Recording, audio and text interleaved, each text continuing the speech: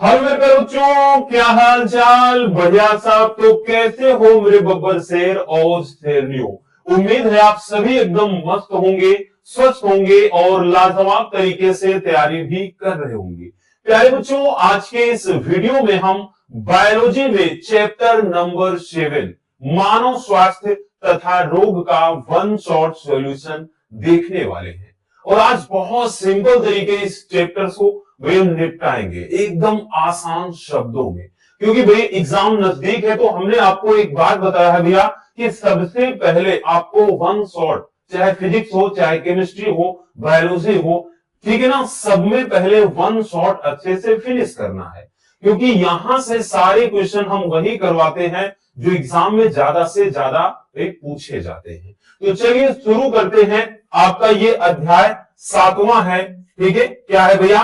तो ये chapter number 7 है, मानव स्वास्थ्य तथा रोग। ठीक, बहुत सिंपल है, रटना तो कुछ भी नहीं है, बस समझने की जरूरत है। तो चलिए शुरू करते हैं बच्चों, एक एक करके टॉपिक वाइज। तो पहला टॉपिक आपका ये है, ठीक, कि रोग क्या है। कई बार पूछा गया है कि रोग किसे कहते हैं, और जब भी परिभाषा पूछेगा ना बच्चों, वो 1 नंबर का पूछेगा। क्या भैया? जब कोई परिभाषा पूछेगा तो परिभाषा वाला जो टॉपिक होता है 1 नंबर का होता है। अगर पूछ लिया रोग क्या है, रोग के प्रकार लिखिए, तब ये 2 नंबर का हो जाता है, ठीक है ना। चलिए पहले जान लेते हैं कि रोग किसे कहते हैं, क्या होता है रोग। देखिए, रोग जब कहते हैं ना कि भाई हमें रोग हो गया है, ठीक, तो जब हमारा शरीर क्या होता है, किसी भी कार्य को करने में असमर्थ हो, यानी हमारा शरीर किसी कार्य को ना कर पाए, ठीक है, उसके कार्य करने के योग्य ना हो, तब हमें ऐसा कहा जाता है कि हाँ, इनके शरीर में ये बीमारी है, अर्थात ये इस रोग से ग्रसित है। डॉक्टर साहब बोलते हैं कि भाई आपको ये रोग हुआ है, ठीक। तो यहां पर भाई रोग की परिभाषा क्या होगी कि जब शरीर किसी कार्य को सुचारू रूप से, ठीक है, सुचारू रूप से करने में असमर्थ होता है, मतलब किसी भी काम को ढंग से ना कर पाए, तो ऐसी सिचुएशन क्या कहलाती है भैया?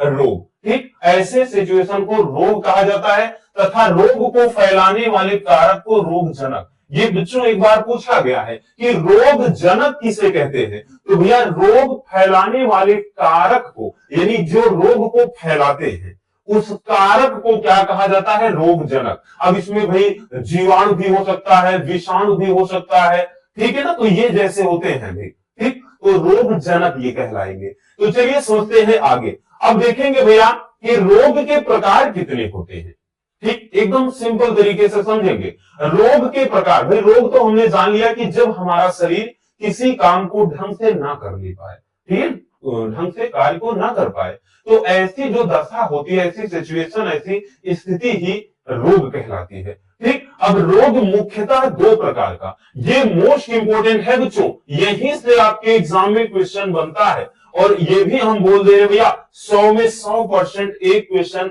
रिलेटेड इससे पूछा ही जाता है, ठीक है। और वो क्या पूछा जाएगा अभी हम आपको बताते हैं। तो चलिए जानते हैं कि रोग के प्रकार क्या है। रोग मुख्यतः 2 प्रकार के।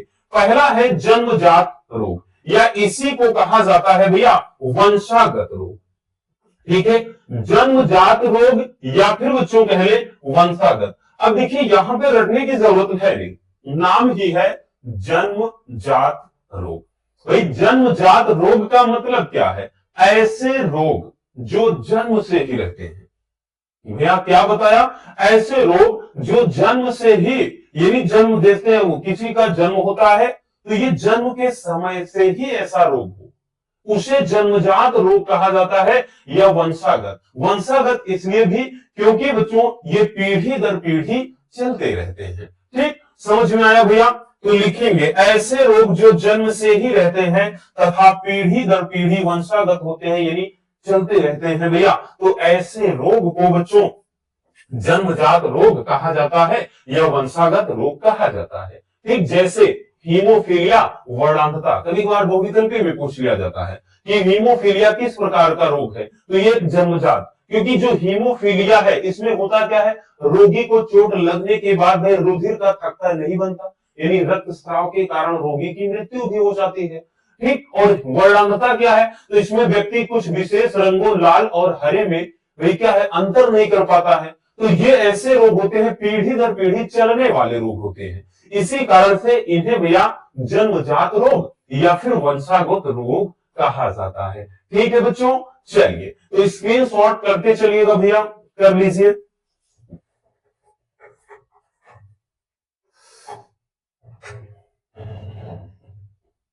हो गया ना, आगे चलते हैं। अगला रोग गया उपार्जित रोग। दूसरा रोग क्या है बच्चों, उपार्जित रोग। जन्मजात पहला है, दूसरा उपार्जित रोग। ठीक है, अब देखिए उपार्जित रोग क्या होता है, चलिए समझते हैं। देखिए उपार्जित रोग ऐसे रोग होते हैं जो जन्म के बाद से, कब भैया, ये जन्म के बाद से, जन्म के बाद से क्या है हमारे शरीर में किसी भी कारणवश आ सकते हैं। ठीक है, जन्म के बाद इनमें कोई भी ऐसा कारण हो सकता है, यानी किसी कारण से हमारे शरीर में आ जाए तो ऐसे रोग को उपार्जित रोग, यानी जन्म के बाद जो रोग आते हैं। अब उसमें कारण कुछ भी हो सकता है। ठीक, जैसे हमने बताया कि आपका जैसे हैजा हो गया, कैंसर हो गया, टीबी हो गया। ठीक है, इसके साथ ही जैसे वही डेंगू हो गया, मलेरिया हो गया, कुपोषण हो गया, ये सभी के सभी उपार्जित रोग में आएंगे, क्योंकि भाई ये जन्म से किसी को नहीं रहता है। भाई किसी का जन्म होगा उसके बाद से ये किन्हीं मतलब किसी कारणों से हो सकता है, तो ऐसे रोग उपार्जित रोग कहलाते हैं। आई बात समझ में, तो भैया लिखेंगे ऐसे रोग जो जन्म के बाद विभिन्न कारणों से उत्पन्न होते हैं उन्हें उपार्जित रोग कहा जाता है। जैसे कुपोषण हो गया, रतौंधी, एलर्जी, कैंसर आदि, ये सभी उपार्जित रोग कहलाते हैं। अब देखिए क्वेश्चन कैसे पूछा जाता है, क्वेश्चन ये पूछा जाता है कि जन्मजात तथा उपार्जित रोग से आप क्या समझते हैं, या फिर कहेगा भैया कि जन्मजात रोग तथा उपार्जित रोग में अंतर लिखिए। अंतर वाला क्वेश्चन ज्यादा आता है। ठीक है, तो इस तरीके से भैया क्वेश्चन बहुत ज्यादा किया जाता है। ठीक, चलिए अब एक चीज ध्यान देना भैया, जो वंशागत रोग है यानी जो जन्मजात आपने देखा, ठीक, वो तो आपने बता दिया कि जो जन्म से होता है। एक मिनट भैया,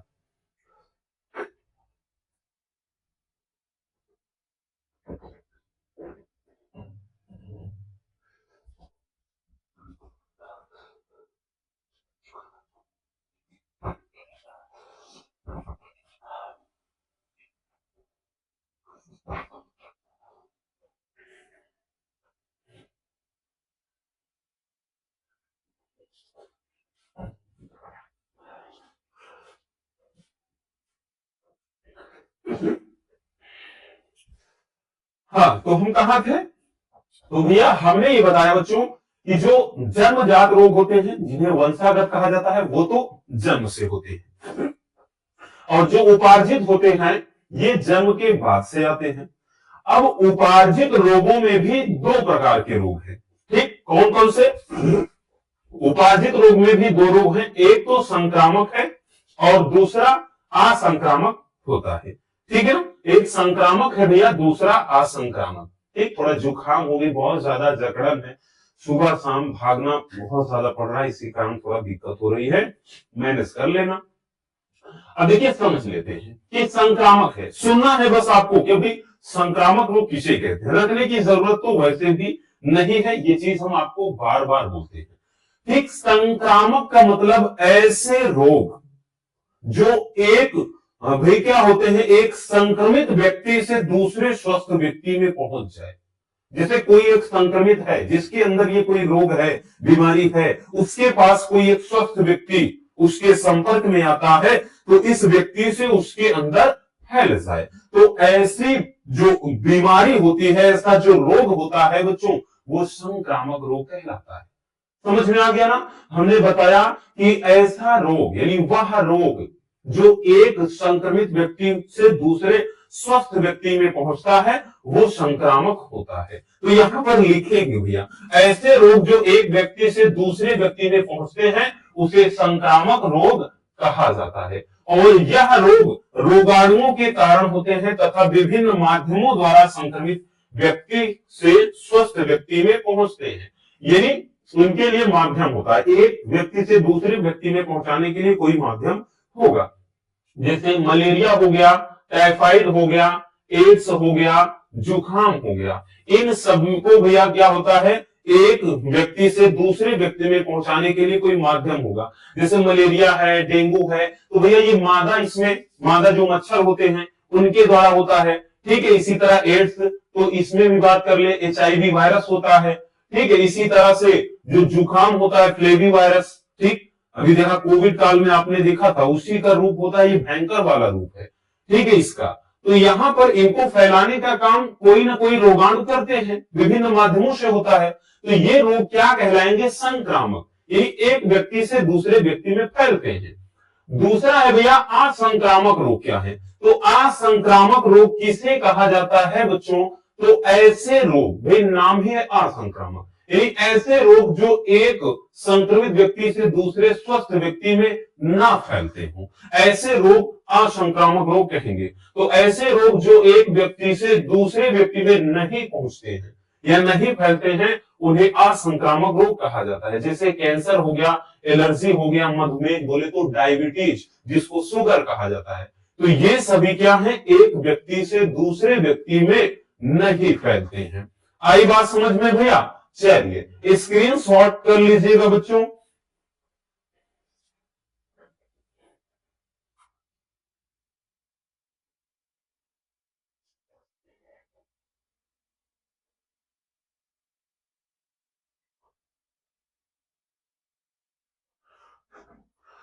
हो गया भैया, आगे चलते हैं। चलिए भैया, अगला जो अब नेक्स्ट जो क्वेश्चन है किस तरीके से पूछा जाएगा, ये तो भैया अपने आप में बहुत ज्यादा इंपॉर्टेंट है, वेरी वेरी इंपॉर्टेंट। और ये लॉन्ग वाले क्वेश्चन होते हैं बच्चों, या तो भैया 3 नंबर का आएगा बच्चों, या तो 5 नंबर का। लेकिन इतना जरूर कहेंगे भैया, इसको बहुत अच्छे तरीके से आपको तैयार कर लेना है। ठीक है, क्योंकि इस चैप्टर में एक क्वेश्चन फिक्स है 100%, 3 या 5 नंबर। 5 नंबर वाला तो श्योर है, हर एक सेट की बात कर रहे हैं, ऐसा नहीं किसी एक सेट में। ठीक है, चलिए वैसे तो भाई हर एक चैप्टर का है, लेकिन हम किस तरीके से क्वेश्चन पूछा जाएगा वो बता रहे हैं। क्वेश्चन जैसे आएगा कि हाथी पांव पर संक्षिप्त टिप्पणी लिखी, यह कहेगा हाथी पांव रोग का कारक, संक्रमण तथा लक्षण बताइए। जब आएगा तो ये पूरा लॉन्ग में आएगा 5 नंबर में। ठीक है, टिप्पणी लिखने को आएगा तो 3 नंबर में। यह कहेगा फाइलेरिया रोग का कारक, संक्रमण तथा लक्षण लिखिए। तो इस तरीके से क्वेश्चन बनेगा। तो भैया देखिए, हाथी पांव या इसको फाइलेरिया या इसी को फाइलेरियसिस कहा जाता है। 3 नाम आप याद रखना, कोई भी पूछ सकता है। तो देखिए क्या होता है भैया, इस रोग को फील पांव, ठीक, ये भी कभी कभार आ जाता है, फाइलेरियसिस भी कहते हैं। तो भैया देखिए तो 4 नाम हो गया, हाथी पांव, फाइलेरिया, फाइलेरियसिस, फील पांव, ये इसके 4 नाम हो जाते हैं। अब इस रोग का कारक क्या है, यानी ये किसके कारण फैलता है। हाथी पांव जो होता है यानी किसके द्वारा ये होता है। ठीक है, इस रोग का जो कारक है वुचुरेरिया बैंक्रोफटाई या बैंक्रोफ्टी, कहीं कहीं लिखा होता है वुचुरेरिया बैंक्रोफ्टी या बैंक्रोफटाई। अगर बहुविकल्पी में ये कई बार देखे तो पूछा गया है। ठीक, क्वेश्चन अगर आ जाए कि हाथी पांव का रोग जनक कारक क्या होता है, तो बुचुरेरिया बैंक्रोफटाई कहें या बुचुरेरिया बैंक्रोफ्टी कहें। ठीक है भैया, अब इसका संक्रमण कैसे होता है भैया। ठीक है, संक्रमण का मतलब ये फैलता कैसे है, तो यह रोग मादा क्यूलेक्स मच्छर के काटने से होता है। किसके द्वारा, तो भैया मादा क्यूलेक्स। ठीक, इसका संक्रमण मादा क्यूलेक्स मच्छर के काटने से होता है, और इसमें पांव जो होता है फूल करके हाथी के समान हो जाता है, इसीलिए तो इसका नाम रख दिया है भैया हाथी पांव। ठीक है, यानी पैर फूलकर बहुत बड़ा सा यानी भद्दा दिखने लगता है, चौड़ा हो जाता है। ठीक, जिसके कारण क्या है, इसका नाम रख दिया गया है हाथी पांव। तो ये हो गया कारक, दूसरा संक्रमण। अब तीसरा अपन देखते हैं रोग के लक्षण। इस रोग में लक्षण क्या क्या होते हैं, तो भैया सबसे पहला होता है हाथ व पैरों का फूल जाना। तो जनरली हाथ तो नहीं लेकिन पैर फूलना ये कॉमन लक्षण होता है। दूसरा है शरीर के आकार में अनियंत्रित वृद्धि हो जाना। तीसरा है भैया बुखार आना और शरीर का जगह जगह फूल जाना, खासतौर पर पैर में। ठीक है, बड़े बड़े मतलब ऐसे मतलब होते ना भद्दे तरीके से ठीक है, बबल की तरह बन जाते हैं। तो ये हो जाता है हाथी पांव। तो कभी कभार होता है बचने के उपाय लिखिए, तो इसमें तो बचने के उपाय बहुत कम आ जाता है, लेकिन अगर आ जाए तो जाहिर सी बात है, अगर मादा क्यूलेक्स मच्छर के काटने से हो रहा है भैया, तो साफ सफाई का विशेष ध्यान देना चाहिए। ठीक है, मच्छरों को भगाने वाले दवा का छिड़काव करना चाहिए, सोते वक्त मच्छरदानी का प्रयोग करना चाहिए। ऐसी मतलब आप ये चीजें लिख सकते हैं। ठीक है भैया, तो ये हो गया बच्चों आपका हाथी पांव या फील पांव कह लें, या फाइलेरियसिस, ठीक है, या फाइलेरिया। चलिए जल्दी से नोट कर लीजिए।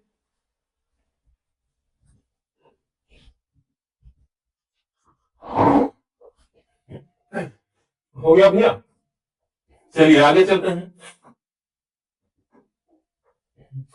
अगला देखते हैं बच्चों, अगला है अमीबीय पेचिस के कारक, लक्षण व बचाव के उपाय।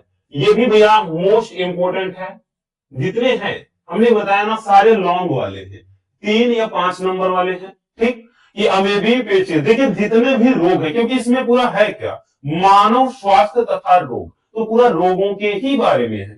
ठीक है, पूरे चैप्टर में, इसलिए ये चैप्टर बहुत आसान होता है। तो भैया यहां पर जो अमीबीय पेचिस है, तो इसका कारक क्या है भाई, क्योंकि बोल रहा है कारक, लक्षण, बचाव के उपाय। तो इसका क्या कारक है, यानी किसके द्वारा ये फैलता है, तो यह रोग एंट अमीबा हिस्टोलिटिका नामक प्रोटोजोआ के द्वारा होता है। यानी जो पेचिस है वो प्रोटोजोआ जनित बीमारी है। ये भी बहुविकल्पी में पूछता है, याद रखना भैया कि जो अमीबी पेचिस है तो इसका कारक क्या है, तो एंट अमीबा हिस्टोलिटिका। या ऐसे कहेगा कि किसी एक प्रोटोजोआ जनित, किसी 2 प्रोटोजोआ जनित रोग के नाम लिखिए। तो याद रखना भैया, तो ये अमीबीय पेचिस जो है ये एक क्या है, प्रोटोजोआ जनित रोग है। ठीक, तो ये एंट अमीबा हिस्टोलिटिका नामक प्रोटोजोआ के द्वारा होता है। इस रोग में जो आंत है और पाचन तंत्र प्रभावित होता है। जो आंत होती है और पाचन तंत्र क्या है, बुरी तरह से प्रभावित होता है। यह रोग घरेलू मक्खियों द्वारा संचरित होता है। यानी घर में जो मक्खियां होती हैं, खास तौर पे जो भी मतलब होता है ना, खाना वगैरह ऐसा दूषित जल है, दूषित भोजन है, उन्हें अगर मक्खियां खा लेती हैं, तो अगर आप उनका सेवन कर रहे हैं तब जाकर के ये बीमारी होती है। ठीक है ना, और ये खतरनाक बीमारी है, आप सबको मालूम भी है। अब इसके लक्षण क्या क्या आते हैं भैया, अगर ये हो जाता है तो क्या लक्षण हमारे शरीर में होंगे। सबसे पहला, पेट में दर्द होना। क्या होता है भैया, पेट में दर्द होना। दूसरा है दस्त के साथ रक्त का आना। ठीक है, यानी ब्लड भी आता है दस्त में। नेक्स्ट है भैया कि शरीर के भार में, भर में नहीं भार में, शरीर के भार में निरंतर कमी होना। जाहिर सी बात है, क्योंकि इसमें होता क्या, शरीर एकदम सूखता चला जाता है। ठीक, पानी की बहुत ज्यादा कमी होने लगती है। ठीक है, इसी कारण क्या है, भार निरंतर कम हो जाएगा। अगला है मल के साथ श्लेष्म का आना। मल के साथ श्लेष्म का आना, ये सभी के सभी क्या होते हैं, लक्षण होते हैं अमीबीय पेचिस के। ठीक है, समझ में आ गया भैया। सबसे ज्यादा जरूरी यही चीज होता है बच्चों कि एंट अमीबा हिस्टोलिटिका प्रोटोजोआ। ठीक, ये नाम याद रखना, क्योंकि वैसे 1 नंबर में या बहुविकल्पी में आते हैं। स्क्रीनशॉट कर लीजिए। आगे देखते हैं भैया बचाव के उपाय। बचाव के उपाय में क्या होगा, अब जैसे भाई अगर एंट अमीबा क्या कहते हैं पेचिस में, क्या बचाव के उपाय होना चाहिए। पहला, दूषित जल व भोजन का सेवन ना करें। ठीक, मतलब जो होता है कि भाई दूषित जल व भोजन की बात कर ले, तो जैसे होता है ना, पानी को ज्यादातर उबाल कर पीना चाहिए, भोजन को ढक कर रखना चाहिए, ये सारी चीजें है ना सावधानियां, तो बचाओ वही चीज।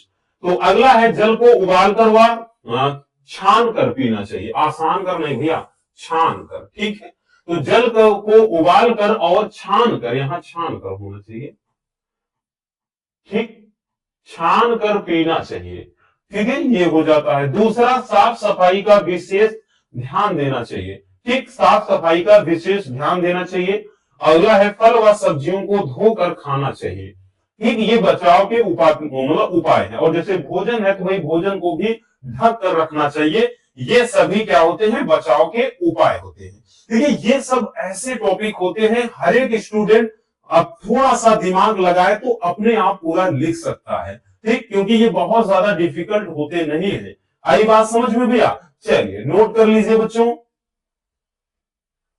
नेक्स्ट देखते हैं। अगला जो है भैया, ये तो अपने आप में एकदम लाजवाब टॉपिक है, ठीक है, बहुत ज्यादा, थोड़ा बहुत नहीं बहुत ज्यादा, इसीलिए भैया इसको अपन वेरी वेरी इंपॉर्टेंट बोलेंगे। और ये बच्चों जब भी आता है पूरे के पूरे 5 नंबर में, और इतना भी हम कहेंगे 100% इसको तैयार करके जाना, नहीं तो हो जाएगा धोखा। ठीक, चलिए क्वेश्चन आएगा कि मलेरिया के रोग जनक कारक, लक्षण व बचाव के उपाय लिखिए। ये सब भी एकदम लॉन्ग वाले टॉपिक हैं और बहुत सरल तरीके से, ये लॉन्ग वाले भले हैं लेकिन हम सिंपल बना देंगे, परेशान नहीं रहना। तो भैया सबसे पहले इसका रोग जनक कारक क्या होता है, ठीक है। तो जो मलेरिया ये रोग है, मलेरिया रोग है जो कि मच्छर के काटने से होता है, तो इसका रोग जनक कारक क्या होता है, तो प्लाज्मोडियम नामक एक ये प्रोटोजोआ जनित रोग है। ठीक, इसके पहले आपने देखा एंटमीबा हिस्टोलिटिका प्रोटोजोआ जनित रोग जो कि पेचिस था। तो इसी तरह जो मलेरिया है ये भी प्लाज्मोडियम नामक प्रोटोजोआ से होता है, ठीक है, और जो एक द्विपोषधी परजीवी है। ठीक, ये जो प्लाज्मोडियम है यानी द्विपोषधी परजीवी है, जिसमें प्राथमिक पोषद मानव तथा द्वितीय पोषद मादा एनाफ्लिस मच्छर होता है। ठीक, यानी ये भी क्या है, मच्छर के काटने से होता है, जिसमें मादा एनाफ्लिस मच्छर। ठीक, याद रखना, मच्छरों वालों को याद रखना, वैसे भी वो विकल्पी में परेशान करके रख सकता है आपको। और जैसे हमने बताया था हाथी पांव मादा क्यूलेक्स मच्छर के काटने से होता है, मलेरिया तो मादा या एनाफ्लीज मच्छर के काटने से, आगे देखेंगे डेंगू तो मादा एडीज इजिप्टी के काटने से वो होता है, उसको भी आगे देखेंगे। तो याद रखना इसका कारक क्या है, तो प्लाज्मोडियम नामक प्रोटोजोआ से होता है। इसमें 2 पोषद होते हैं क्योंकि ये द्विपोषदी है, इसमें प्राथमिक पोषद जो है मानव है, दूसरा है मादा एनाफ्लीज मच्छर होता है। ठीक है, क्योंकि ये मच्छर समझो खुद संक्रमित होता है, ये समझो खुद संक्रमित होता है, ऐसा याद रखना। ठीक, अब यहां पे इसका संक्रमण क्या होता है वो समझते हैं। अब यहां पर हम समझेंगे कि इसका संक्रमण होता कैसे है, यानी ये फैलता कैसे है। देखिए जब क्या होता है कि संक्रमित मादा एनाफिलिस, हमने बताया ना इसमें जो मच्छर है वो खुद संक्रमित होता है, तो जब संक्रमित मादा एनाफिलिस किसी व्यक्ति को क्या है काटती है, यानी जब वो किसी व्यक्ति को काटती है तो प्लाज्मोडियम व्यक्ति के शरीर में प्रवेश कर जाएगा, यानी वो जो प्लाज्मोडियम है खुद लेकर के समझो घूम रहा है, कौन, मच्छर। और जब किसी व्यक्ति को काटेगा, जैसे हमारे हाथ पर बैठ गया काट लिया, तो प्लाज्मोडियम हमारे बॉडी के अंदर प्रवेश कर जाएगा। तो शुरू में ये परजीवी यकृत में अपनी संख्या बढ़ाते हैं, यानी ये क्या है ब्लड के माध्यम से यकृत में जाएंगे और हमारे शरीर में क्या होंगे भैया, यकृत में अपनी संख्या ये तेजी से बढ़ाएंगे। ठीक है, फिर ये आरबीसी पर आक्रमण करते हैं, आरबीसी पर जो लाल रक्त कणिकाएं होती हैं उन पर आक्रमण करेंगे जिससे वो फट जाती हैं। इससे एक टॉक्सिन नामक पदार्थ क्या है भैया, हीमोजाइन निकलता है। ठीक, टॉक्सिन पदार्थ हीमोजाइन निकलता है जो अत्यंत ठिठुरन यानी कपकपी, ठीक, तीव्र ज्वर उत्पन्न करता है, यानी ठिठुरन पैदा करेगा, यानी जिससे हमें बहुत ज्यादा ठंडी लगेगी और तेजी से बहुत तेजी से बुखार आता है, यानी ये पूरा का पूरा सिस्टम होता है, यानी इसका संक्रमण इसी प्रकार से होता है। ठीक, आई बात समझ में। तो इसका कारक क्या है भैया और इसका संक्रमण कैसे होता है, चलिए स्क्रीनशॉट कर लीजिए बच्चों।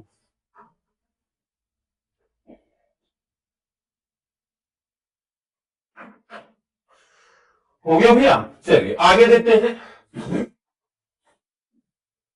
चलिए अब हम देखते हैं लक्षण, क्योंकि हमने बताया ना टॉपिक वैसे ही लंबा है लेकिन आसान है। ठीक, लंबा है लेकिन बहुत आसान है, एक बार आपने अच्छे से देख ही लिया ऐसे ही तो अपने आप लिख सकते हो बनाकर।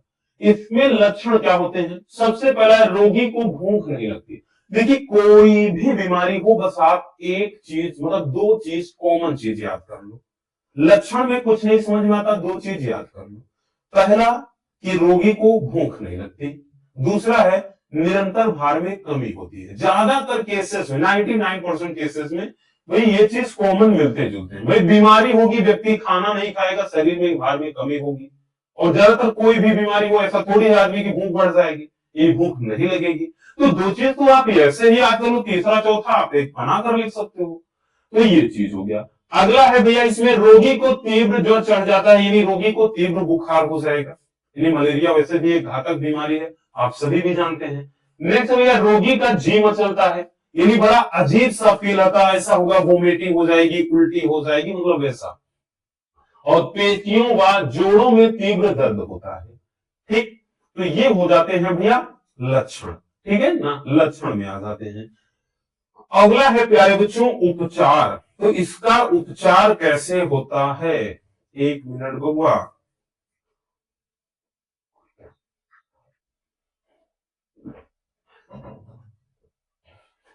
अब देखिए भैया, इसका जो उपचार है, तो मलेरिया का जो उपचार है, ये 300 वर्षों से कुनैन एक परंपरागत औषधि इसमें दी जाती है। ये जो इसका उपचार है वो बहुत पुराने समय से इसमें कुनेन नामक औषधि क्या है भैया, रोगियों को दी जाती है। और बचाव के उपाय की बात कर ले, वो तो उपचार रहा कि कैसे उपचार होता है, लेकिन बचाव के उपाय की बात कर ले भैया कि कैसे बचा जा सकता है ताकि मलेरिया ना हो। ठीक है, तो इसके लिए कुछ उपाय हैं। सबसे पहला, अपने आसपास क्या करनी चाहिए, साफ सफाई का विशेष ध्यान रखना चाहिए। देखिए, जितने भी मच्छर वाले रोग हैं, चाहे वो हाथी पांव है, डेंगू है, चाहे मलेरिया है, सब में बचाव के उपाय पूरा एक ही रहेगा, पूरा तीनों में छाप दो। ठीक, और उसके बाद दूसरा है, सोते समय मच्छरदानी का प्रयोग करना चाहिए। ठीक है भैया, सोते वक्त क्या है, मच्छरदानी का प्रयोग करना चाहिए ताकि भाई मच्छर वगैरह ना काटे। नेक्स्ट है, जहां जल जमा हो डीडीटी का छिड़काव और मिट्टी का तेल डालना चाहिए। यानी जैसे आपको लगता है, जैसे होता है ना कि भाई छोटा मोटा गड्ढा है घर के आसपास में, नाली है, नालियों में पानी जमा हो रहा है, वो पानी निकल नहीं रहा है, ठीक है, उसमें से बदबू आ रहा है, तो ऐसी जगहों पर ही तो मच्छर क्या होते हैं भैया, पैदा होते हैं। तो ऐसी जगह पर क्या है, दवा वगैरह का छिड़काव करना चाहिए, मिट्टी का तेल वगैरह डाल देना चाहिए, ताकि जो मच्छर के लार्वा है, अंडे हैं, वो ना बनने पाए और मच्छर ना पैदा होने पाए। तो ये सब किया जा सकता है, ये सभी क्या है भैया, बचाव के उपाय हैं। तो चलिए बबुआ, जल्दी से इसको भी नोट कर लीजिए।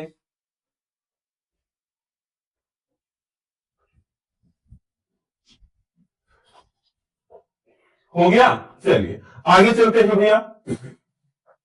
अगला है डेंगू बुखार। हमने बताया ना, सारे टॉपिक एक से बढ़कर एक दमदार है, ये भी वेरी वेरी इंपॉर्टेंट है बच्चों। ठीक, डेंगू बुखार। अब ध्यान देना भैया कि डेंगू बुखार जिसे हड्डी तोड़ बुखार कहा जाता है, ठीक, बहुत इंपॉर्टेंट टॉपिक ये है। इसमें भी क्वेश्चन आएगा, लॉन्ग में आएगा, 5 नंबर का आएगा। ठीक है, नहीं तो जब भी आएगा उससे 3 नंबर में आए, नीचे तो सवाल ही नहीं पैदा होता, क्योंकि ये टॉपिक लॉन्ग वाले हैं। क्वेश्चन कहेगा कि डेंगू बुखार का रोगजनक कारक, लक्षण व बचाव के उपाय लिखिए। ठीक, जैसा सभी में देखते चले आए हैं।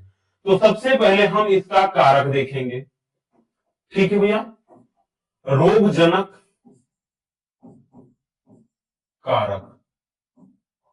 तो रोगजनक कारक क्या होता है, तो डेंगू बुखार जो होता है फ्लेवी वायरस के कारण होता है। ठीक है ना, जो डेंगू बुखार है वो फ्लेवी वायरस, अच्छा इसके पहले हमने उसमें बोल दिया था क्या, फ्लेवी वायरस जुकाम है, नहीं रहीनो वायरस होता है। ठीक है ना, याद रखना, जो हमने बताया ना कोविड कोरोना वायरस के से मिलता जुलता है।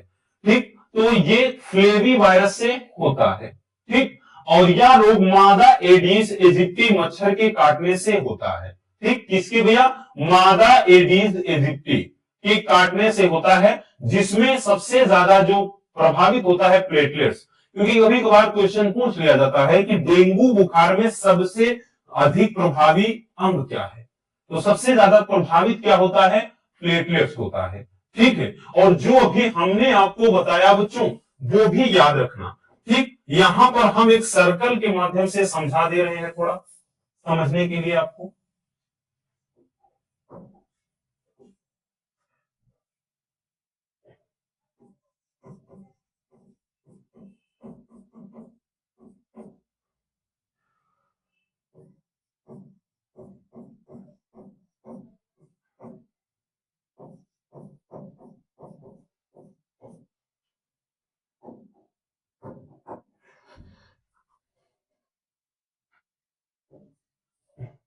ये इतना चीज याद रखना भैया कि इसमें इसमें क्या होता है, मादा क्यूलेक्स मच्छर, ठीक है। और इसमें क्या होता है भैया, मादा एनाफिलीज। और डेंगू में होता है मादा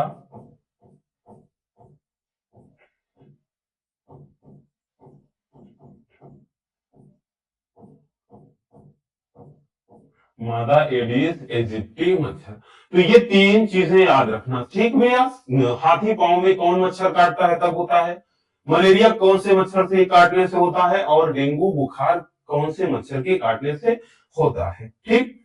चलिए भैया, तो ये चीजें समझ में आ गई बच्चों।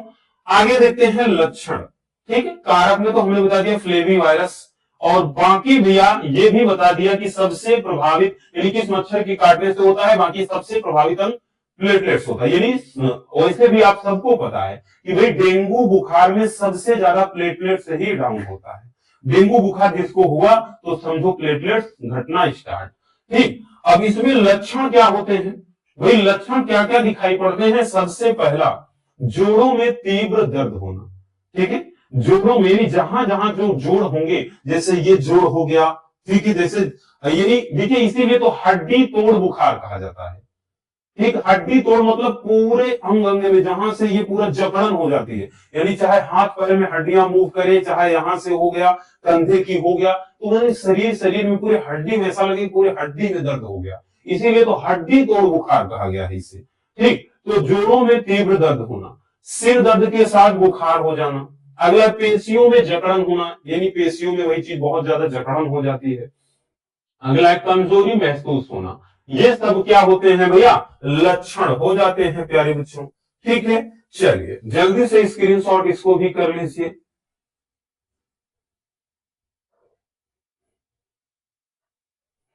हो गया ना, आगे चलते हैं प्यारे बच्चों। आगे देखते हैं भैया उपचार और बचाव के उपाय। उपचार क्या है भैया, उपचार क्या है, डेंगू का उपचार क्या है। तो एक चीज का ध्यान देना, आपको पता होगा हर साल डेंगू के बहुत सारे ऐसे पेशेंट हैं भैया जो जान गंवा बैठते हैं, ठीक है। तो अभी तक इसकी कोई कारगर दवा नहीं बनी है, मतलब ऐसा कुछ नहीं कि हाँ ये टैबलेट खा लो डेंगू जड़ से खत्म, नो। इसीलिए देखिए आपको पता होगा डॉक्टर सलाह देते हैं कि हाँ पपीते का प्रयोग करो, सबसे ज्यादा खाओ, उसके अलावा इसमें जो बकरी का दूध है उसका इस्तेमाल करो, कीवी खाओ, ड्रैगन फ्रूट्स खाओ, ठीक। इनसे प्लेटलेट क्या है, बढ़ता है। तो ये समझिए कि भैया इसमें अगर दवाएं दी जाती हैं, दर्द निवारक गोलियां दी जाती हैं, साथ ही इसमें बहुत ज्यादा मतलब ऐसा होता है ना कि हमने बताया ना घरेलू उपचार किया जाता है, ठीक है। तो अभी तक इसका कोई मतलब ऐसा परमानेंट वाला नहीं है कि ये खा लो खत्म, ठीक। तो अभी तक इसका कोई टीका नहीं बना है, रोगी को केवल दर्दनाशक औषधियां दी जाती हैं, हमने बताया ना। अभी तक इसका कोई भी वैक्सीन नहीं बना है, कोई ऐसा टीका नहीं बना है कि भैया जिसके प्रयोग से यानी जिसके द्वारा एकदम खत्म किया जा सके।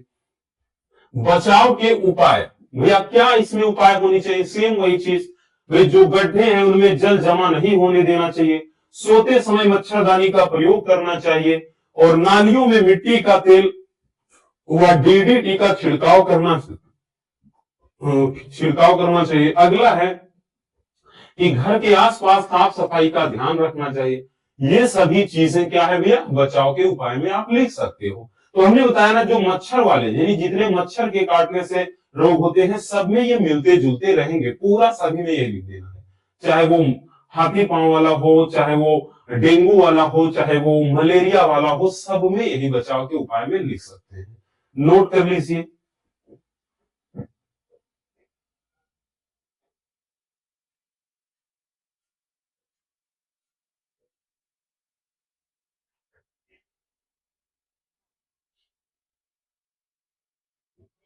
हो गया, आगे देखते हैं भैया प्रतिरक्षा, ये भी बहुत ज्यादा पूछा जाता है, वैसे टॉपिक सारे इंपॉर्टेंट हैं लेकिन ये भी बहुत इंपॉर्टेंट है भाई, पिछले साल का पेपर उठाओ, आपको पता चल जाएगा। जैसे ही वन शॉट हमारा ये चल रहा है, और वैसे हमने बताया था कि कोई प्रॉब्लम हो गई थी, बहुत बड़ी प्रॉब्लम, तभी ये थोड़ा लेट, नहीं तो बच्चों तक का वन शॉट कब का खत्म हो गया होता। खैर कोई दिक्कत ना, अभी बहुत टाइम है। तो प्रतिरक्षा क्या है, क्वेश्चन अपना प्रतिरक्षा क्या है, और सहज और उपार्जित प्रतिरक्षा के बारे में बताइए। बहुत ज्यादा इंपॉर्टेंट क्वेश्चन है भैया, ठीक है। और इसमें सहज और उपार्जित प्रतिरक्षा में अंतर बहुत पूछता है। तो प्रतिरक्षा किसे कहा जाता है? देखिए प्रतिरक्षा का मतलब होता है इम्यूनिटी, ठीक है भैया। क्या होता है प्रतिरक्षा, यानी इम्यूनिटी। तो देखिए जब क्या है, हमारा शरीर, हमारे शरीर में कोई ऐसा, मतलब देखिए बाहर से कोई भी, जैसे बताया कि अभी वैक्सीन लगाया जा रहा था, तो वैक्सीन जैसे हमारे बॉडी में लगाया जाए तो हमारा शरीर एक सुरक्षा कवच तैयार कर देता है, और बाहर से प्रवेश करने वाले सभी रोगाणुओं, जितने प्रकार के रोगाणु हैं, उनसे लड़ने की क्षमता हो जाती है, ठीक है। यानी उन रोगाणुओं से लड़कर उन्हें नष्ट कर देता है, ठीक। यानी एक इम्यूनिटी सिस्टम बना देता है, प्रतिरक्षा तंत्र बना देता है। तो यही हो जाता है कि शरीर जब क्या करता है, शरीर द्वारा बाहर से रोगाणुओं, बाहर से यानी शरीर द्वारा क्या होता है, बाहर से प्रवेश करने वाले रोगाणुओं के प्रति लड़ने की जो क्षमता होती है, ठीक, वही प्रतिरक्षा कहलाती है। वही क्या कहलाती है भैया, प्रतिरक्षा कहलाती है। एकदम सिंपल सी भाषा में, ठीक। तो हम लिखेंगे शरीर द्वारा सभी प्रकार के रोग जनकों तथा अन्य विषैले जन पदार्थों को शरीर में प्रवेश करने से रोकने की क्षमता, या यूं कह सकते हैं लड़ने की क्षमता, प्रतिरक्षा कहलाती है। और प्रतिरक्षा दो प्रकार की होती है। पहले भैया जिसे सहज प्रतिरक्षा, अविशिष्ट प्रतिरक्षा, या जन्म प्रतिरक्षा, मतलब जन्मजात या स्वाभाविक प्रतिरक्षा कहते हैं। और दूसरा है उपार्जित प्रतिरक्षा या विशिष्ट प्रतिरक्षा। यानी क्वेश्चन जब पूछता है ऐसे ही, सहज व उपार्जित प्रतिरक्षा में क्या अंतर है। यहां तो भैया इसके कई नाम है, सहज कहो चाहे अविशिष्ट कहो, चाहे जन्मजात कहो, चाहे स्वाभाविक कहो, सारे नाम हमने रखे, ठीक। अब देखिए सहज प्रतिरक्षा क्या होती है, तो जैसे आपने एक याद है जन्मजात रोग पढ़ा है और उपार्जित रोग पढ़ा है, तो यहां पर भी वही समझो, जन्मजात प्रतिरक्षा, उपार्जित प्रतिरक्षा। अब जन्मजात प्रतिरक्षा भैया जो जन्म के समय से मौजूद हो, सिंपल सी लैंग्वेज है कि यह प्रतिरक्षा मनुष्य में जन्म के समय से ही मौजूद होती है, और यह प्रतिरक्षा शरीर में विभिन्न प्रकार के रोगों को विभेद करने की क्षमता रखती है। इसलिए यह सभी रोगों में समान रूप से सुरक्षा प्रदान करती है। जैसे त्वचा हो गया, लार हो गया, WBC भाई, स्किन हो गया, स्किन में कोई भाई हानिकारक चीज आप लगाओगे तो उसके प्रति रिएक्ट करने लगेगी, लेकिन जैसे कोई चोट लग जाए, कुछ भी है, वही औषधि लगाओ उसको सोख लेती है। तो ये हमारी त्वचा हमें क्या कर रही है, सुरक्षा प्रदान कर रही है। उसी तरह से लार, लार भी भोजन के साथ, जो भोजन के साथ भाई होता है ना, रोगाणु वगैरह कुछ भी ऐसे दूषित पदार्थ चले जाएं तो उनका काम है नष्ट कर देना, ठीक है। किसका काम, लार का। इसी तरह जो WBC होता है, ठीक, श्वेत रक्त कणिका, 1 मिनट भाई, दवा हमारी चल रही तो मुंह बहुत जल्दी सूखता है।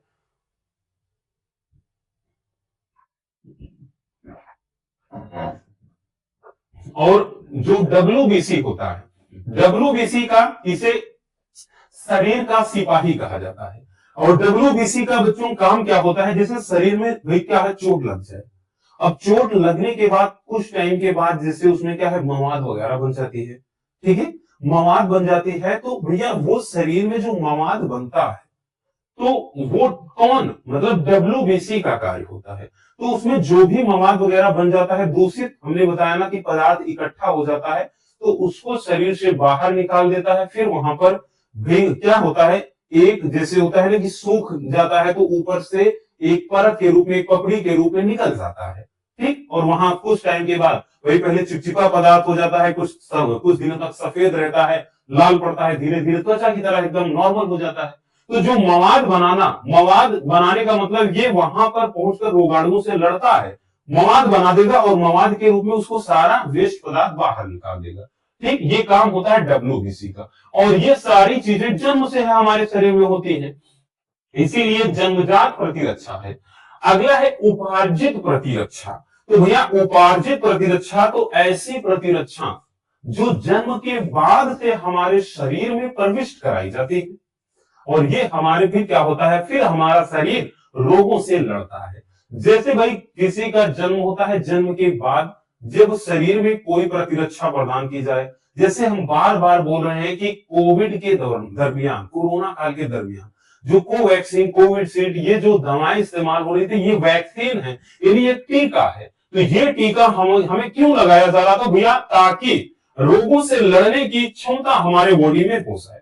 तो जो भी टीका लगता है वो क्या है, तो वो आपका उपार्जित प्रतिरक्षा होता है। तो यहां पर हम लिखेंगे, क्योंकि ये भाई स्मृति कोशिकाएं बनाती हैं, ठीक, और स्मृति कोशिकाएं का मतलब ये है एक बार लग जाती हैं तो ये लंबे समय तक इनका प्रभाव शरीर में रहेगा, और जैसे ही कोई रोग जनक कारक, कोई रोगाणु बाहर से शरीर में प्रवेश करेगा, ये उनको ढूंढकर, तलाश कर उन्हें नष्ट कर देती है। तो लिखेंगे यह प्रतिरक्षा जन्म के बाद शरीर में मौजूद होती है। इस प्रतिरक्षा में स्मृति कोशिकाएं उपस्थित होती हैं जो रोगाणुओं को पहचान कर उन्हें मार देती है, यानी पहचान कर उन्हें नष्ट करेंगी। जैसे कि टीका, क्या हो जाएगा भैया, टीका, जैसे में आपका ये टीका हो गया, तो ये क्या है, उपार्जित प्रतिरक्षा हो जाता है। चलिए जल्दी से नोट कर लीजिए इसको भी।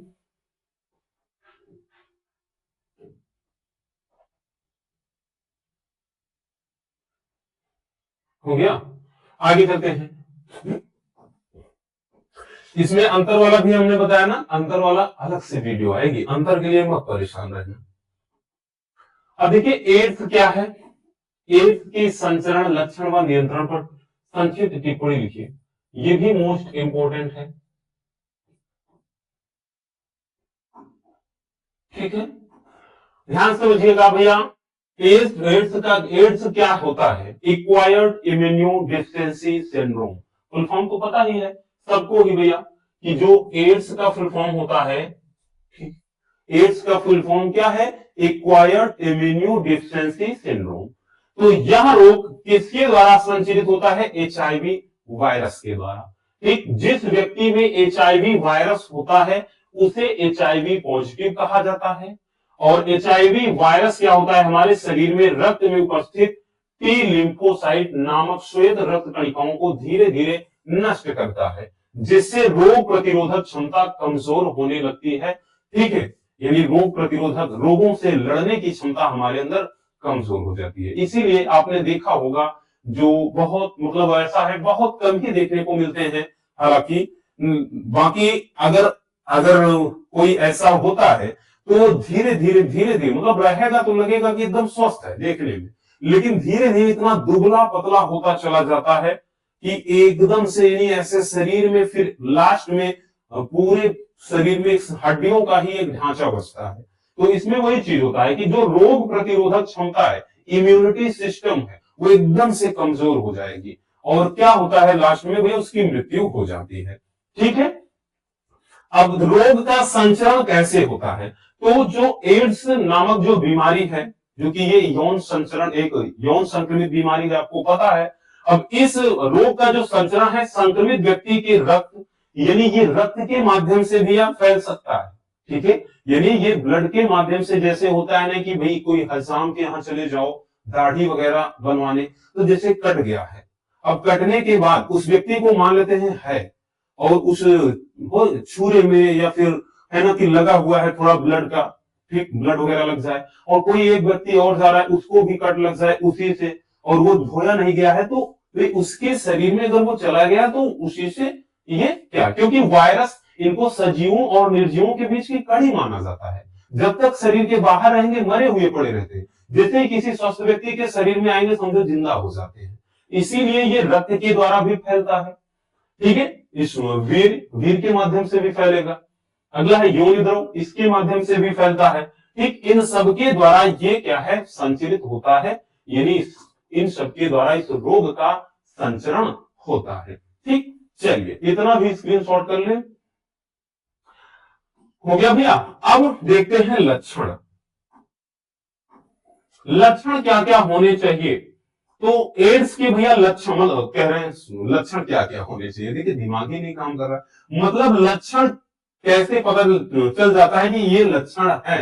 ठीक है भैया, ठीक, एड्स के लक्षण के बारे में कैसे जानते हैं, तो बार बार सामान्य रोगों से ग्रसित हो, ठीक, यानी सामान्य रोगों से बार बार ग्रसित होने लगता है व्यक्ति, ठीक, नॉर्मल बीमारियों से। अगला है टीबी, कैंसर, निमोनिया आदि रोगों का इलाज के बाद भी ठीक ना होना। मतलब अगर जैसे एड्स से कोई पीड़ित व्यक्ति है तो उसे अगर जैसे टीबी वगैरह है, कैंसर वगैरह, अब तो क्योंकि टीबी कैंसर इन सब का इलाज भी संभव हो चुका है, ठीक, असंभव पूरी तरह नहीं कह सकते, बहुत मतलब रेयर केसेस में है कि दिक्कत है, नहीं तो इनका इलाज है। तो टीबी, कैंसर, निमोनिया आदि का इलाज भी हो जाए तब भी ना ठीक हो, तो वो समझ जाते हैं भैया इससे क्या है कि समझ में आता है कि हाँ हो सकता है इसे एड्स वगैरह है। अगला है सांस लेने में तकलीफ होना। अब ये मत कह देना कि भाई हाँ किसी को है तकलीफ को हो गया, नहीं, मतलब जनरली ऐसा होता है। अगला धीरे धीरे शरीर के भार में कमी होना। अभी हमने बताया ना, इसमें इम्यूनिटी सिस्टम कमजोर होने लगती है तो भार कम होने लगता है। ये नेक्स्ट है कि सिर दर्द व चक्कर आना, तो ये होता है। ये बहुत सारे ऐसे कुछ लक्षण दिखाई देते हैं, ठीक है, ये ऐसी स्थिति में हो जाते हैं। और देखिए एक व्यक्ति, मतलब एक स्टूडेंट ने हमसे पूछा था कि सर क्या मतलब चुंबन से, बोले तो किस करने से भी एड्स हो सकता है, तो भैया इसका जवाब है नो, बिल्कुल नहीं, ठीक है। अब वो भले ही वो पर्सनल बात हो लेकिन नहीं हो सकता। बहुत मतलब वैसे एक स्टूडेंट ने पूछ लिया था कि सर क्या किस करने से एड्स हो सकता है, तो नहीं हो सकता, बिल्कुल नहीं हो सकता, ठीक। और किसी की कोई निजी वस्तुओं का प्रयोग करने से भी ऐसा नहीं होता है, क्योंकि ये छुआछूत वाली बीमारी है नहीं, ठीक है ना, कि ऐसे कि किसी को छू लो तब हो जाएगा, ठीक, उनके द्वारा साबुन तेल इस्तेमाल कर लिया तब हो जाएगा, नहीं, ऐसा कुछ भी नहीं है। और यहाँ तक कि मच्छर के काटने से भी नहीं होगा, कि बहुत सारे बच्चों के ऐसे डाउट्स होते हैं कि क्या सर ऐसा हो सकता है, तो याद रखना लार के माध्यम से ये नहीं फैलता है, इतना याद रखना, ना तो ये मच्छर के काटने से होता है। अगर ऐसा होता तो भैया पता चले पूरा आधे से ज्यादा लोग तो यही बीमारी लेकर घूमते, ठीक है, याद रखना। अब भाई बचाव के उपाय क्या करने चाहिए, क्योंकि सबसे ज्यादा जरूरी है उपाय। बचाव के उपाय, किस तरीके से इस बीमारी से बचा जा सकता है। देखिए जरूरी नहीं कोई लैंगिक संपर्क में आया है तभी एड्स हो गया। आज के टाइम में हमने बताया ना कि भाई जो अंदर गर्भ में पल रहा है शिशु को, उसको एड्स हो जा रहा है, छोटे छोटे उम्र के बच्चों को हो जा रहा है, तो मतलब जरूरी थोड़ी ना है कि हाँ यह यौन संबंध के द्वारा हुआ है, नहीं, ठीक। तो याद रखना हमने बताया ना, वही जो वो अभी बताया ना कि रक्त के माध्यम से हो सकता है, नशीले दवाओं का सेवन, जैसे इंजेक्शन से नशीले औषधियों का सेवन किया गया उसके माध्यम से हो सकता है। अब बचाव के उपाय में भैया सबसे पहले रक्त ग्रहण करते समय उस व्यक्ति की एचआईवी जांच करवानी चाहिए, ठीक है। अगला है यौन संबंध बनाते समय सुरक्षा अपनानी चाहिए, ठीक। अब सुरक्षा का मतलब वही चीज जो रोधक है, यानी जो निरोध है, जिसको कॉन्डोम कहा जाता है, उसका प्रयोग करना चाहिए। और वैश्यावृत्ति से दूर रहना चाहिए, ठीक, वैश्यावृत्ति से दूर रहना चाहिए। ये भी एक कारण हो सकता है, जैसे होता है ना कि एक पुरुष का कई महिलाओं से संबंध है या एक महिला का कई पुरुषों से संबंध है, तो वो चीज, तो ये चीज। अगला है भैया कि सुई से नशीले पदार्थों का सेवन नहीं करना चाहिए, ठीक। ऐसे भी क्या होता है कि भाई एड्स के फैलने के, यानी एड्स के संक्रमित होने के चांसेस बढ़ जाते हैं। तो ये क्या है, कुछ बचाव के उपाय हैं, ऐसे सिचुएशन में बचा जा सकता है। स्क्रीनशॉट कर लीजिए भैया।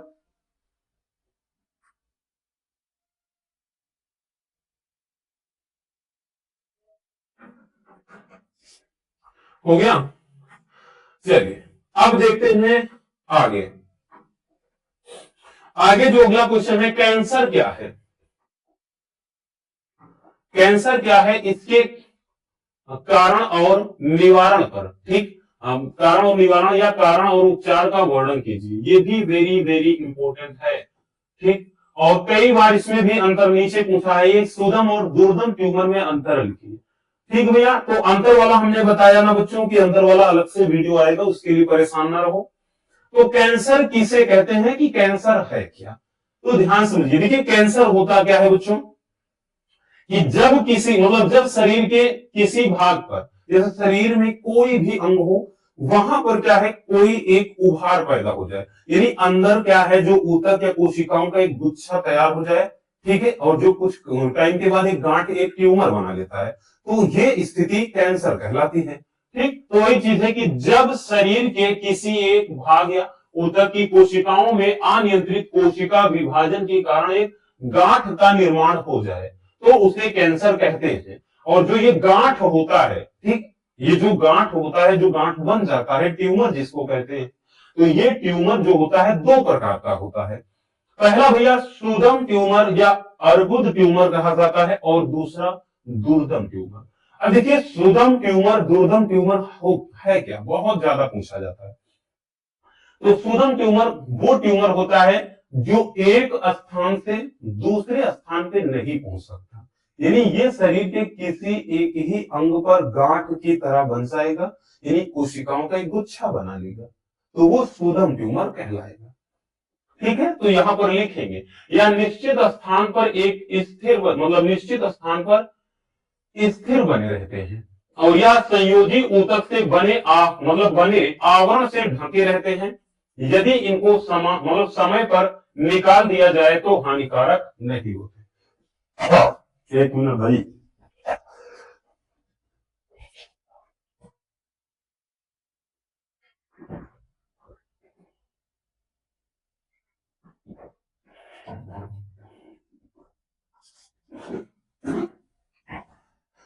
सॉरी सॉरी सॉरी, इस समय हम किस स्थिति से गुजर रहे हैं आपको बता चुके हैं ना।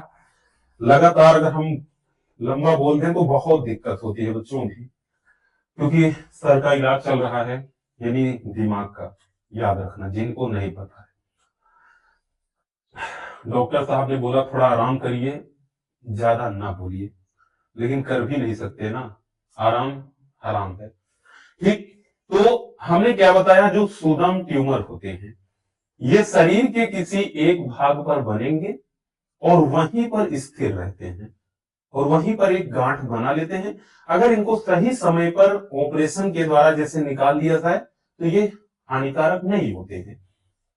ठीक है भैया, अगला जो दुर्दम ट्यूमर है बच्चों, ये स्थिर नहीं होते हैं, ये स्थिर नहीं होते हैं, ये ब्लड के माध्यम से, रक्त के माध्यम से शरीर में क्या है, फैलते रहते हैं, और जिस स्थान पर जाएंगे वहां से एक नया ट्यूमर बना देंगे, और उसे द्वितीय ट्यूमर कहा जाता है। और इस घटना को क्या मेटास्टेसिस नामक बीमारी कहा, यानी मेटास्टेसिस कहा जाता है। कई बार ये पूछा गया है, ठीक है, याद रखना। तो याद रखना, हमने क्या बताया, यह ट्यूमर स्थिर नहीं होता है, और इनकी कोशिकाएं रक्त के साथ परिसंचरित होकर, यानी रक्त के साथ बह करके जिस अंग में ये जाती है वहां एक नया ट्यूमर बना लेती है, जिसे द्वितीय ट्यूमर या द्वितीय ट्यूमर कहते हैं। और इस प्रक्रिया को मेटास्टेसिस कहते हैं। इस प्रक्रिया को क्या कहते हैं भैया, मेटास्टेसिस कहते हैं, याद रखना। ठीक, तो ये रहा सुदम ट्यूमर और दुर्दम ट्यूमर। आई बात समझ में बच्चों? चलिए, बहुत सिंपल सा टॉपिक है, स्क्रीनशॉट कर लीजिए। हो गया भैया, आगे चलते हैं बच्चों। अब कैंसर के कारक देख लेते हैं। अब कैंसर के कारक, तो कैंसर के कारक में बच्चों, यानी कैंसर किसके किसके द्वारा हो सकता है, तो भैया कारक में निम्नलिखित कारक है, जैसे एक्स किरणें हो गया, यानी एक्स किरणों के द्वारा भी हो सकता है। दूसरा यूवी किरणें, यानी अल्ट्रा वायलेट रेस, यानी जो पराबैंगनी किरणें होती है जो सूर्य के प्रकाश से आती है।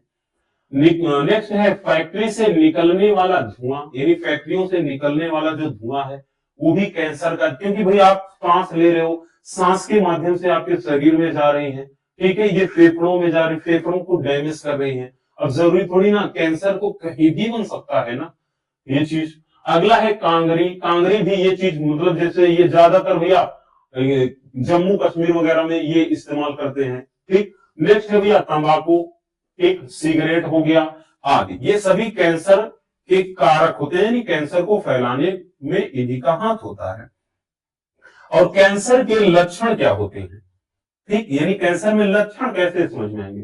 पहला है कैंसर की कोशिकाओं में अनियंत्रित वृद्धि होने लगती है, यानी ये तेजी से ऐसे गांठ की तरह बढ़ने लगते हैं। दूसरा ट्यूमर नियंत्रित वृद्धि करेगा, ठीक, वही जो गांठ है। अगला, पाचन शक्ति कमजोर हो जाती है, यानी जो पाचन शक्ति है वो कमजोर हो जाएगी। नेक्स्ट है, शरीर के भार में निरंतर कमी हो जाएगी, ठीक, ये कैंसर के लक्षण होते हैं। और अब हम देखेंगे कि कैंसर का उपचार, तो इसका उपचार कैसे किया जाता है। तो कैंसर के उपचार के लिए सर्जरी का होना, एक तो भैया सर्जरी की जाती है, दूसरा एक्सरे, ये एक्सरे के द्वारा भी, और अगला है भैया कोबाल्ट 60 विकिरण, इसका भी प्रयोग करके, कई बार ये बहुविकल्पी में पूछा गया है, कोबाल्ट 60 का प्रयोग होता है तो कैंसर के उपचार में, याद रखना, ठीक, इन सबके द्वारा कैंसर का उपचार किया जा सकता है। ठीक भैया, किया जा सकता है, नहीं किया जाता है, ठीक है, नोट कर लीजिए।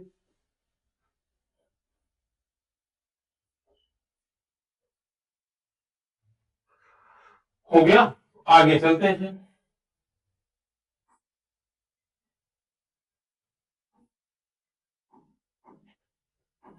देखिए अगला है, एल्कोहल के सेवन से होने वाले हानिकारक प्रभाव तथा इससे बचने के उपाय लिखिए। ये भी बच्चों वेरी वेरी इंपॉर्टेंट है, और यहां से ये क्वेश्चन बहुत ज्यादा पूछता है, याद रखना भैया, 100% अपने दिमाग में इसको छाप लेना बच्चों। तो भाई अगर पूछा जाए कि अल्कोहल है क्या, तो सबसे पहले अल्कोहल, भाई भारत में अल्कोहल सबसे अधिक मात्रा में भाई इस्तेमाल किया जाने वाला मादक पेय पदार्थ है, बहुत ज्यादा इस्तेमाल हो रहा है भारत में, याद रखना भैया, जिसका सामान्य सूत्र C2H5OH है। क्या है बच्चों, C2H5OH है, इसी का इस्तेमाल सबसे ज्यादा एथिल अल्कोहल का, ठीक। और इसे हम एक सरल भाषा में कहें तो इसे मदिरा या शराब के नाम से भी जाना जाता है, ठीक है, इतना आप स्टार्टिंग में लिख सकते हैं, ठीक है, इतना लिख सकते हैं, डायरेक्टली ऐसा नहीं।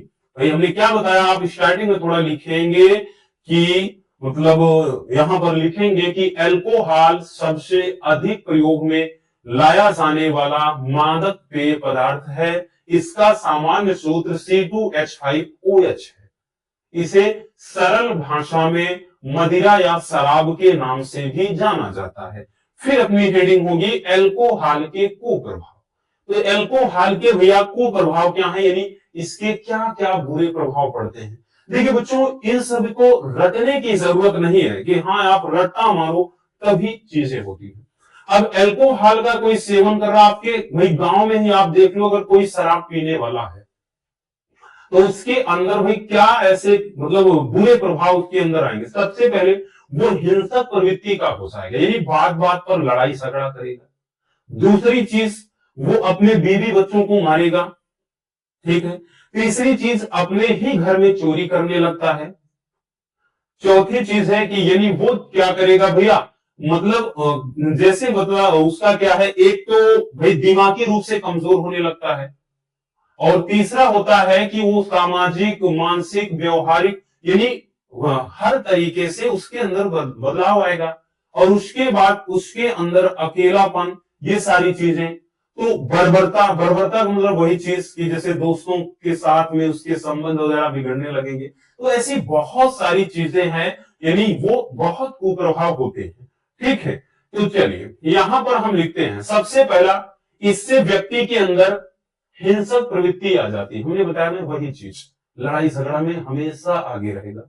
अगला, इसके अत्यधिक सेवन से श्वसन घात, ठीक है, श्वसन घात, हृदय घात यानी हार्ट अटैक वगैरह, कोमा या व्यक्ति की मृत्यु भी हो सकती है, ये है।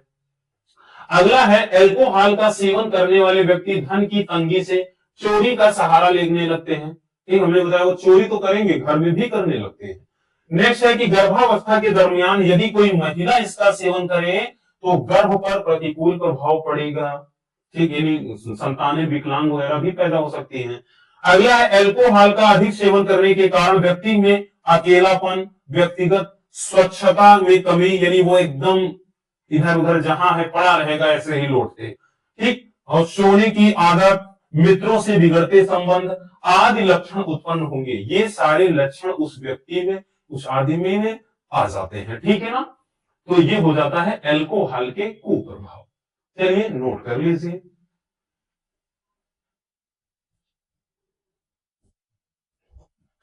हो गया बच्चों, आगे चलते हैं भैया,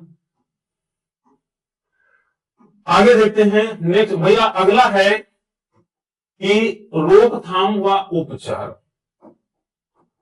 रोकथाम व उपचार यानी अल्कोहल का रोकथाम व उपचार हम कैसे कर सकते हैं, ठीक है, इसका हम इस पर कैसे भाई रोक लगा सकते हैं, या इसका उपचार कैसे कर सकते हैं, या फिर इनको हम युवा जो पीढ़ी है जो भाई बिगड़ रहे हैं, नशे की लत में है, इनको कैसे हटा सकते हैं। तो सबसे पहला है कि बच्चों का लालन पालन उच्च स्तर पर होना चाहिए।